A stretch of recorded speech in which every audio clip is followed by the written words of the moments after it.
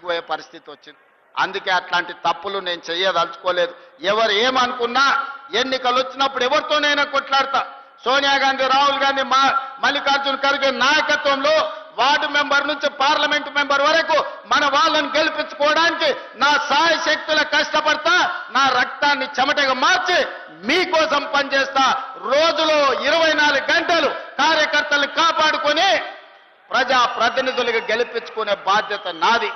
అదే సందర్భంలో నమ్మకంతోని విశ్వాసంతోని ఓట్లేసిన ప్రజలకు సంక్షేమ పథకాలు అమలు చేయాలి, అభివృద్ధి కార్యక్రమాలు చేపట్టాలి, పారదర్శకమైన పరిపాలన అందించాలి.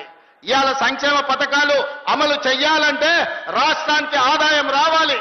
రాష్ట్రానికి ఆదాయం పెరగాలంటే ఐటీ, ఫార్మా ఇండస్ట్రీతో పాటు ఇవాళ ఇండస్ట్రియల్ పార్కులు రావాలి, పరిశ్రమలు వచ్చి పెట్టుబడులు పెట్టి మన నిరుద్యోగ యువకులకు ఉద్యోగాలు వచ్చి రాష్ట్ర ఆదాయం పెరిగితే ఆదాయాన్ని పెంచాలి, పేదలకు పంచాలి అనే లక్ష్యంతో ఈ రోజు రాష్ట్రాన్ని ముందుకు నడిపిస్తున్నాం. ఇవన్నీ చెయ్యాలి అంటే ప్రతిపక్షాలతో సహా కేంద్ర ప్రభుత్వ సహాయం కూడా కావాలి.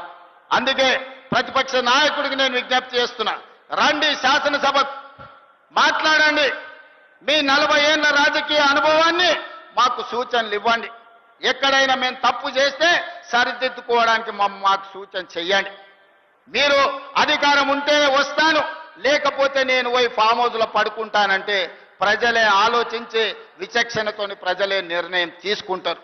ఇవాళ మేము 10 ఏళ్ళు ప్రతిపక్షంలో ఉన్నాం, ఎమ్మెల్యేగా ఉన్నా, ఎమ్మెల్సీగా ఉన్నా. 20 ఏళ్ల నుంచి నేను జడ్పీటీసీగా పనిచేసిన, ఎమ్మెల్సీగా పనిచేసిన, 2 సార్లు ఎమ్మెల్యేగా పనిచేసిన, ఓసారి ఎంపీగా పనిచేసిన. ఈ 20 ఏళ్లలో ఎన్నడూ నేను అధికారంలో లేను, కానీ ఏ ఒక్క రోజు కూడా సెలవు తీసుకోలే. ప్రతిపక్షంలో ప్రజల తరఫున ప్రశ్నించే గొంతుకలై ఉండాలి. ప్రతిపక్షాలు ప్రజా సమస్యల్ని లేవనెత్తే విధంగా మాట్లాడాలి. ప్రజల పక్షాన నిలబడి ప్రభుత్వాలను అడిగి ఆ ప్రభుత్వాలతోని పనులు చేయించే బాధ్యత తీసుకోవాలి. అప్పుడే రాణిస్తాం, ఏదో ఒక రోజు అధికారంలోకి రావడానికి అవకాశం ఉంటుంది. 20 ఏళ్ళు ప్రతిపక్షంలో నిలబడి జడ్పీటీసీగా, ఎమ్మెల్సీగా, ఎమ్మెల్యేగా, ఎంపీగా, కాంగ్రెస్ పార్టీ అధ్యక్షుడిగా పని చేసిన కాబట్టి ప్రజలు నిండు మనసుతోని ఆశీర్వదించి 92 లక్షల మంది ఓట్లేసి తెలంగాణ రాష్ట్ర ముఖ్యమంత్రిగా ఈ రోజు బాధ్యత ఇచ్చిండ్రు.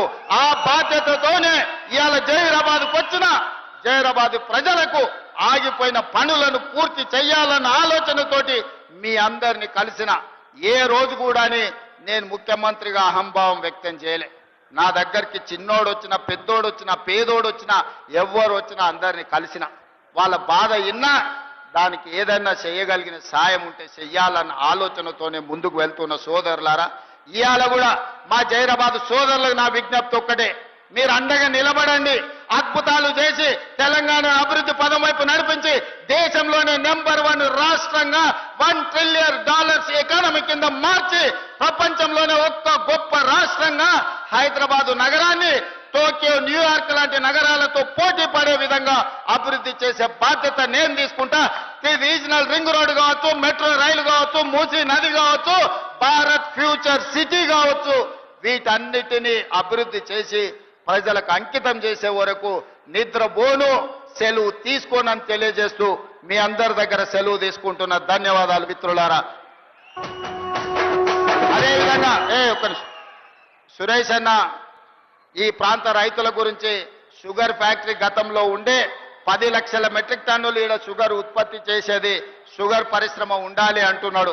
రైతులందరూ కలిసి కోఆపరేటివ్ సొసైటీ ఏర్పాటు చేసుకొని కోఆపరేటివ్ సొసైటీ ఆధ్వర్యంలో మీరు షుగర్ ఫ్యాక్టరీని నడిపించుకుంటామంటే నిమ్స్లోనే మీకు 100 ఎకరాల స్థలాన్ని కేటాయించే బాధ్యత నాది.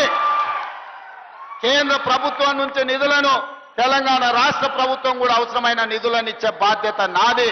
ఈ రోజు కులగణన చేసిన, లేకపోతే ఈ రోజు సామాజిక వర్గాల ఎస్సీ ఉపకులాల వర్గీకరణ చేసిన, ఈ రోజు సమాజంలో ఉన్న రుగ్మతలను తగ్గించాలి, ఈ సమాజంలో అందరినీ సమానంగా అభివృద్ధి చేయాలని ఎస్సీ కులాల వర్గీకరణ చేయడమే కాదు, ఈ రోజు జనగణనలో కులగణన చేసినాం.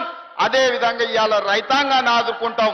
తప్పకుండా కోఆపరేటివ్ సొసైటీలో మీరు షుగర్ ఫ్యాక్టరీ పెట్టుకుంటా అంటే మీకు నిధులు మంజూరు చేసే బాధ్యత నేను తీసుకుంటానని తెలియజేస్తూ మీ అందరి దగ్గర సెలవు తీసుకుంటున్న ధన్యవాదాలు మిత్రులారా.